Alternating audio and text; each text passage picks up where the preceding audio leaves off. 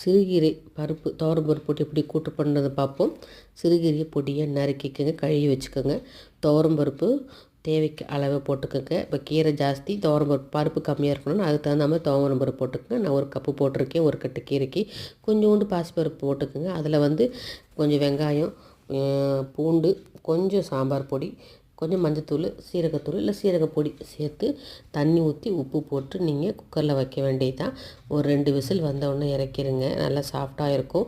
உங்களுக்கு வந்து சாப்பாட்டில் பிசைஞ்சு சாப்பிட்டோன்னா அதுக்கு தகுந்த மாதிரி பண்ணுங்கள். இல்லைனா நீங்கள் வந்து ஊற்றி சாப்பிட்டாலும் சரி, தொட்டு சாப்பிட்டாலும் அதுக்கு தகுந்த மாதிரி நீங்கள் இந்த கீரையை ரெடி பண்ணிக்கலாம். நீங்கள் சூடாக இருக்கும்பொழுதே நீங்கள் மத்தில் வச்சு நல்லா மசிச்சுக்குங்க. இல்லைன்னா கொஞ்சம் ஆறுனதுக்கப்புறம் மிக்சியில் போட்டு அடிச்சுக்குங்க. எப்படி இருந்தாலும் அது ருசியாக இருக்கும்.